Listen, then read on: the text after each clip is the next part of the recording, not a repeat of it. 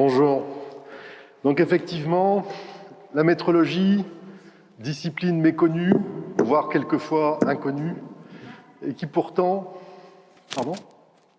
Ah, excusez-moi. Et qui pourtant impacte largement nos vies.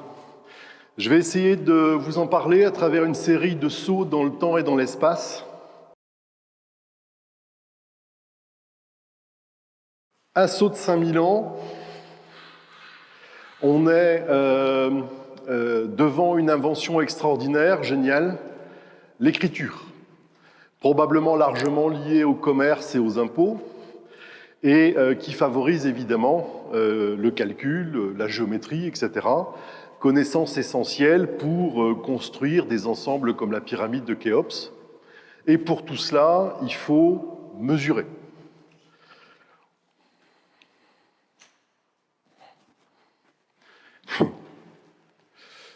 Le mot mesure, un peu d'étymologie, le mot mesure vient du grec métron. Le mot métron signifie la mesure, ou quelquefois on confond un peu entre la mesure et l'instrument qui permet d'évaluer. Exactement, lorsqu'on commande une pinte, c'est à la fois ce qu'il y a dans le verre et le verre gradué qui correspond au volume d'une pinte. Mais ça correspond également ça a une signification qui est liée à l'expression française « faire les choses avec tact et mesure », c'est-à-dire en fait raisonnablement. À partir de métron, on associe logos, le discours, et on construit la métrologie, qui est donc la science de la mesure. À cette époque-là, évidemment, pour mesurer, ils ont eu besoin de définir des unités, et les unités sont essentiellement basées sur les extrémités distales du corps humain. Et puisque finalement la mesure est liée à l'impôt, à la construction, c'est-à-dire finalement au pouvoir régalien, eh bien on se retrouve avec la coudée royale, le pied impérial et autres machins du même genre. Voilà, on fait un saut, on se retrouve au XVIIIe siècle en France, et les unités sont devenues folles. On a une diversité d'unités absolument extraordinaire qui change entre les villes. Quelquefois, c'est le même nom, mais ça ne veut pas dire la même chose. Quelquefois même, on change entre deux châteaux. Et lorsque le roi Louis XVI convoque les États généraux en 1789, pour préparer ça, on écrit des cahiers de doléances. Et dans ces cahiers de doléances, ces problèmes d'unité sont fortement évoqués, avec l'idée d'uniformiser tout ça et surtout de rendre les choses vérifiables. Alors il y en a une que j'adore, c'est l'année, avec un seul N. C'est la quantité de grains que peut porter un âne. Voilà. Alors montrez-moi un âne de référence. Parce que moi, des ânes, j'en connais, mais ce n'est pas des références. Alors là, l'Assemblée nationale s'en empare, et le décret du 8 mai 1790 supplie le roi de mettre en place un système uniforme de poids et mesures, ce qui sera fait, d'y associer l'Angleterre, donc ça, Brexit avant l'heure, ça ne marchera pas.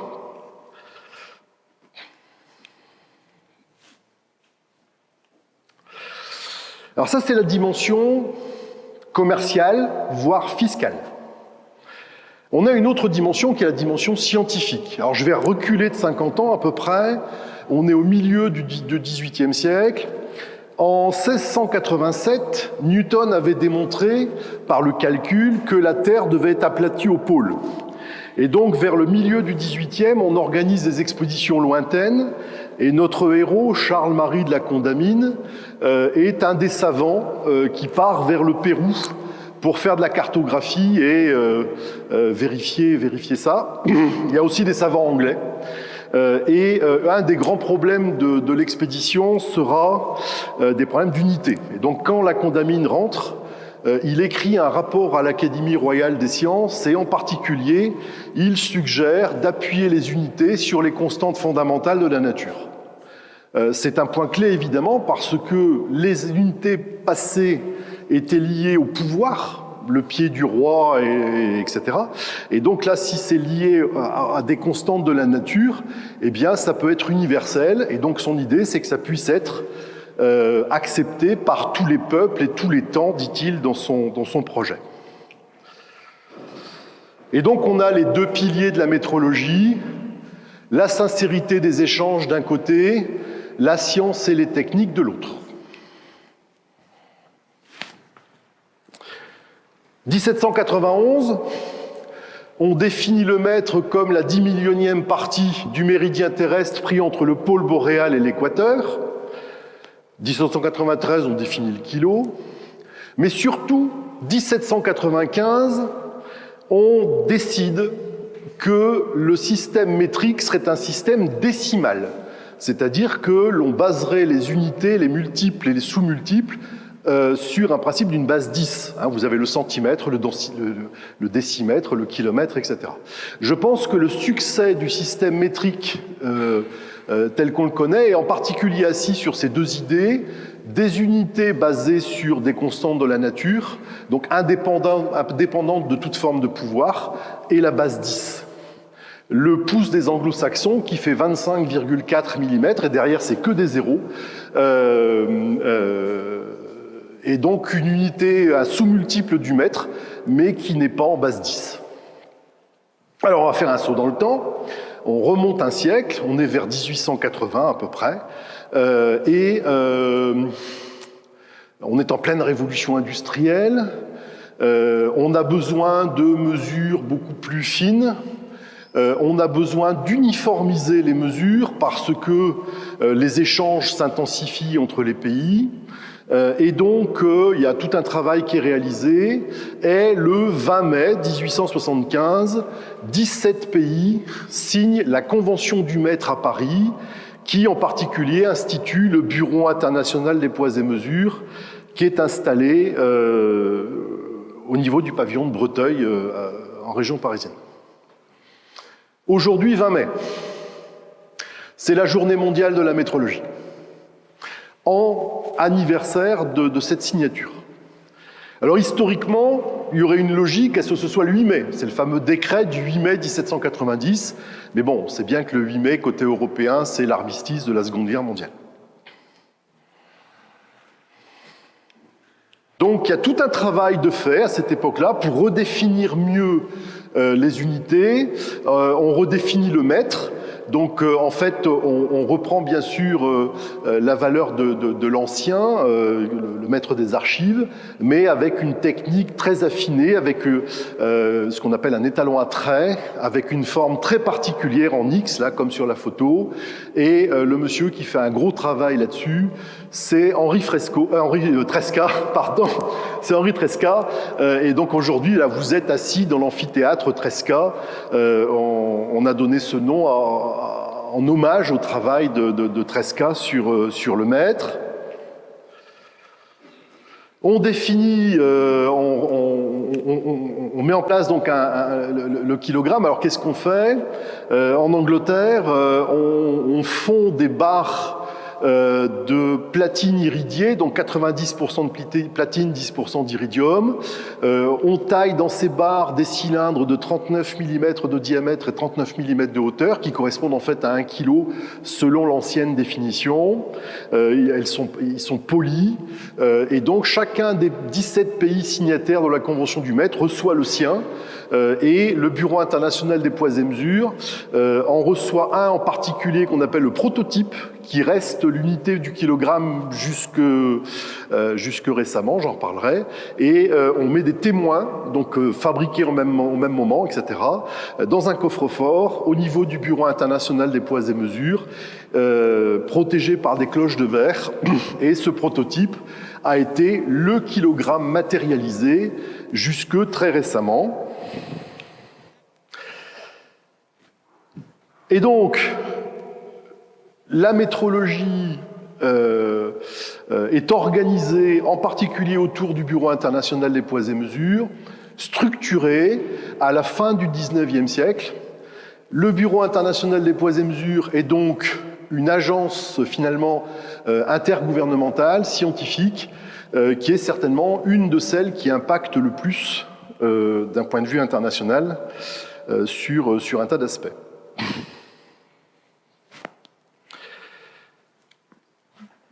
On refait un saut dans le temps. En gros, on arrive ces jours-ci, enfin, dans notre époque. En 1983, on redéfinit le mètre. On écrit que le mètre est la longueur parcourue par la lumière dans le vide pendant 1 sur 299 792 458 de secondes. Alors le chiffre exact importe peu. Par contre, c'est une vraie révolution intellectuelle. Parce qu'avant, on définit le mètre, on mesure la vitesse de la lumière, on donne donc la vitesse de la lumière avec une incertitude, on retourne le processus, on dit Einstein a raison, la vitesse de la lumière dans le vide est une constante fondamentale de la physique, qu'on note d'habitude petit c, d'où le petit c qui est sur l'écran, et on en déduit le mètre. Ce qui fait bien sûr qu'on en déduit le mètre avec une incertitude. Alors pourquoi c'est possible ça en 1983 et que c'était tout à fait impossible au 19e siècle? Parce que ça suppose la maîtrise de ce qu'on appelle les lasers accordés en fréquence, et qu'évidemment ça n'existait pas au 19e siècle. Alors ça pose un gentil problème, ça. Parce que, imaginez, vous achetez un mètre de tissu, et puis, voilà, vous vous demandez si ça fait bien un mètre. Bon. Alors, au XVIIIe siècle, vers 1797, on a installé à Paris des plaques de marbre, comme ça c'est près du Sénat. Donc, une plaque de marbre avec 2 petits taquets en laiton. Et donc, c'était facile d'aller dans la rue et de mettre le bout de tissu pour savoir si ça fait un mètre. Bon, évidemment, pour comparer le mètre de tissu à la longueur du trajet parcouru par la lumière dans le vide, c'est une autre histoire. Ok. Alors, du coup, comment on fait? Eh bien, en fait, ce qui va se passer, c'est que vous mesurez votre morceau de tissu avec un mètre ruban qui est fabriqué, vérifié par un industriel. Cet industriel vérifie son matériel auprès d'un laboratoire qui est mieux équipé que lui, etc. Un laboratoire mieux équipé. Et puis on remonte comme ça jusqu'au laboratoire national de métrologie et d'essai, qu'on appelle le LNE, qui est notre Institut national de métrologie, qui matérialise avec des lasers accordés en fréquence le mètre tel qu'il est défini par le SI. Et donc, on a une chaîne comme ça d'opérations qui permettent de passer d'une opération de la vie de tous les jours jusqu'au meilleur niveau national. Ça, c'est une logique verticale. Et puis, pour que ça fonctionne, il faut que le système soit cohérent entre les pays. Et donc, on va comparer les pays entre eux dans une logique horizontale. Et ça, c'est l'une des tâches clés du Bureau international des poids et mesures. J'ai dit 20 mai 1875, signature de la Convention du mètre à Paris. 20 mai 2019, c'est un anniversaire aussi aujourd'hui, mise en place de façon définitive d'un système international d'unité entièrement basé sur les constantes fondamentales de la nature. Enfin presque, la seconde c'est une propriété atomique sur le césium-133. Ça veut dire qu'en fait, 20 mai 2019, on a fini le programme de la Condamine qui consistait à entièrement baser le système sur des constantes fondamentales de la nature. Alors, c'est pas forcément toujours facile à comprendre. Vous avez par exemple le kilogramme qui est basé sur la constante de Planck. Je ne vais pas vous faire un cours tout de suite sur la constante de Planck, de l'ordre de 6,6 10 puissance moins 34 kg mètre carré seconde moins 1, enfin vous voyez un petit peu ce que je veux dire. En tout cas, ce qui est certain, c'est que pour expliquer aux gens le lien entre le kilogramme et la constante de Planck, c'est certain qu'il va falloir faire un peu d'effort de pédagogie. Alors pourquoi on fait ça? En fait, on fait ça pour avoir des unités mieux définies, qu'on va pouvoir matérialiser avec des incertitudes plus faibles, et des unités qui seront universelles et pérennes. On sait que le kilogramme étalon pose un gros problème de dérive. Alors vous allez me dire, c'est un gros problème de dérive, c'est combien? C'est 2 microgrammes par an, c'est pas gigantesque. Mais ça finit par peser, et lorsqu'on commence à faire des choses extrêmement précises, pour utiliser ce mot-là, ça pose effectivement des problèmes. Alors je vous fais gaz de la constante de Planck. Alors dans tout ça, finalement, mesurer, qu'est-ce que c'est? Je vais emprunter quelques mots à Marc Imbert, qui est le titulaire de la chaire de métrologie du CNAM, le Conservatoire national des arts et métiers. Qu'est-ce qu'il nous dit, Marc? Marc, il nous dit « mesurer, c'est comparer ». C'est comparer une grandeur inconnue, la masse de mes pommes, avec une grandeur prise en référence, la masse marquée, à l'aide d'un instrument, la balance. C'est exprimer le résultat à l'aide d'une valeur numérique, G1, associée à une unité qui rappelle la nature de la référence, G1 kg. Ben seulement, c'est pas fini. En fait, ça commence. Parce que rien n'est parfait. Donc en fait, quand je pose mes pommes sur la balance, je ne sais pas que j'ai 1 kg. Alors qu'est-ce qui se passe si la balance me dit 1,2 kg? Je paye 200 grammes de pommes que je n'ai pas. C'est pas juste. Et qu'est-ce qui se passe si la balance me dit 800 grammes? On me fait cadeau de 200 grammes. En fait, je ne le sais pas parce que je ne sais pas que j'ai 1 kilo. Par contre, le commerçant finira par faire faillite parce que s'il donne gratuitement 20% de sa matière, ça ne va pas aller. Et donc, en fait, il faut associer au résultat une incertitude qui chiffre le doute que l'on a sur le résultat. Alors évidemment, une incertitude raisonnable. On n'a pas besoin de microgrammes quand on parle des pommes. Et dans d'autres domaines, effectivement, on va avoir besoin d'incertitudes extrêmement faibles. Pour vous donner une idée, les satellites Galiléo que vous avez au-dessus de vos têtes pour faire fonctionner le système de positionnement, le décalage d'une journée, il y a 2 horloges atomiques à bord, et le décalage sur une journée correspond à peu près à 1 seconde sur 3000 ans. Sinon, ça ne fonctionne pas, vous n'êtes pas capable de partir en randonnée sans une carte IGN. Alors la métrologie, c'est tout ça. La métrologie, on en a partout, en particulier dans les opérations commerciales, mais également en matière scientifique, en matière technique. Il y a un tas de gens dans leur vie professionnelle qui sont impactés directement par la métrologie. Et en fait, beaucoup de gens ignorent que la métrologie existe, ne savent pas bien ce que c'est. Et donc, au fond, si tout cela fonctionne correctement, si le système international d'unité fonctionne, si les balances vous donnent des résultats corrects avec une incertitude raisonnable, ben c'est parce que la métrologie ne fait pas trop mal son boulot. Et comme le boulot est bien fait, ben on n'en parlera pas parce qu'on ne parle jamais des trains qui arrivent à l'heure. Je vous remercie.